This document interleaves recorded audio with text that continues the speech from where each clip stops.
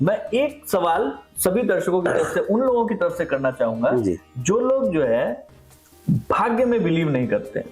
बहुत सारे लोग कहते हैं कि भाग्य कुछ नहीं होता, जो आप कर्म कर रहे हैं सिर्फ वही होता है। एक प्रश्न इस पे उठता है, और चूंकि आप दर्शकों का प्रतिनिधित्व कर रहे हैं, हमारे दर्शकों की तरफ से उनकी भाषा में आपके शब्द हैं,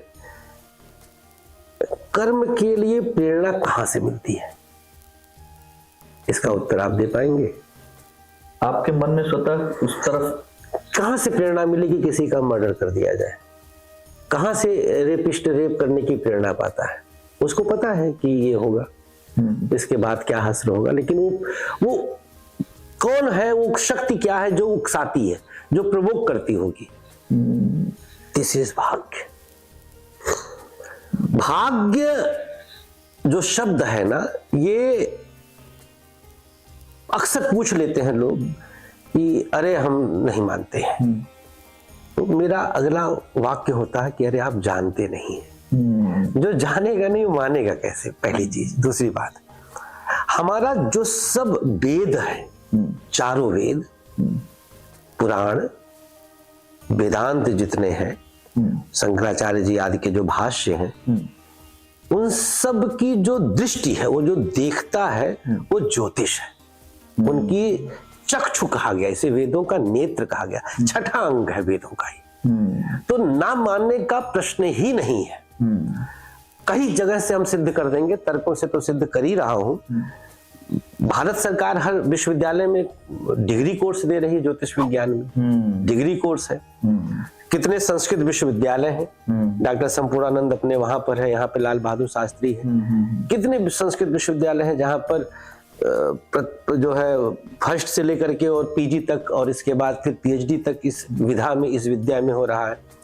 विडंबना है कि भारत जैसे देश में, और अभी तक ये यूपीएससी में नहीं सम्मिलित किए हैं। मैं तो कहूंगा यूपीएससी में भी इसको इस विषय को लेके आना चाहिए। लेकिन यूपीएससी बीट करने वाले और यूपीएससी की तैयारी करने वाले जरूर आपके पास। अरे खूब आते हैं। जितनी देर में बैठा था आपसे बात कर रहा था, उतनी देर में आपने कई लोगों को बता दिया कि भैया यूपीएससी में आपका योग बन रहा है, नहीं बन रहा है। मैं तो लिख कर, विजय बाबू, मैं लिख कर देता हूँ कि आईपीएस बन गए, कृपया इसे अपॉइंटमेंट लेटर समझा जाए।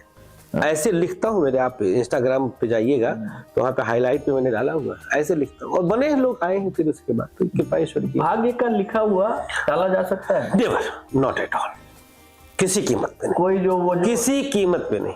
रत्न वत्न, अरे दयामर्द, रत्न कुछ है ये ना। रत्न का देखिए कहानी क्या है, आपने भी पहना हुआ है। ये श्रृंगार के कार्य आते हैं। रत्नों का जो हमने एनालिसिस किया, मैं चूंकि शोधी छात्र रहा हूं इस विधा का, रत्न जड़ित मुकुट पहनते थे राजा महाराजा, बाजूबंद पहनते थे, मोती माणिक्य की माला पहनते थे। वो कौन पहनता था? राजा पहनते थे। अब जो ऑलरेडी राजयोग में जन्म पा गया, वो पहनकर सुंदर लग रहा है।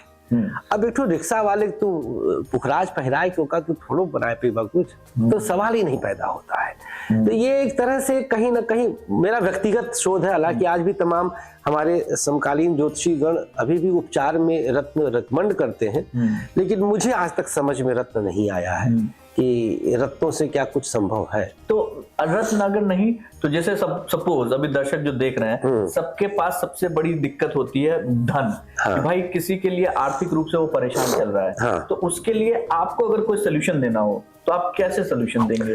देखिए, जो अगर कोई आर्थिक रूप से परेशान है तो दो तरह से परेशान होगा। एक तो कुछ प्रकृति उससे लापरवाही करवा रही होगी, ठीक, जैसे 10 बजे सो के उठेगा, वो मस्तिष्क उसका कुंठित रहेगा, हमेशा वो बिल्कुल आलसी बन के रहेगा, चैतन्यता का अभाव रहेगा, एनर्जेटिक नहीं लगेगा। तो ये कुछ प्रकृति संकेत देती है। अगर उसके अंदर फिर कहीं से कोई ज्योतिषी हमारे पास अगर आया, आत्मबल से हम उसको जगा दिए कि भैया तुमको सुबह 4 बजे बिस्तर उठना है, छोड़ना है, तो अब 4 से 10 6 घंटा उसके जीवन में एकदम से बढ़ गया। एकदम से बढ़ा 6 घंटा। अब वो 6 घंटे का कितना इधर उधर मेलेगा, कितना इधर उधर करेगा, कुछ तो क्रिएटिव कर सकता है, तो धन बढ़ना आरंभ हो जाएगा। तो प्रातः, अच्छा अब इसको हम एस्ट्रोलॉजिकली कनेक्ट करते हैं। अभी हमने प्रैक्टिकली कनेक्ट किया। ठीक है। सूर्य उदय से अगर हम पहले जागृत हो जाते हैं तो उसे कहते हैं कि प्रत्यक्ष देव की अगवानी करना। अब आप ट्रेन से पहुंच रहे हैं कहीं से और हम गुलदस्ता लेकर के पहुंच गए स्वागत के लिए, कितनी प्रसन्नता होगी, आशीर्वाद निकलेगा। तो सूर्यदेव आ रहे हैं, उग रहे हैं, सनराइज हो रहा है, आप अर्घ लेकर के खड़े हो जाइए, अरे गदगद।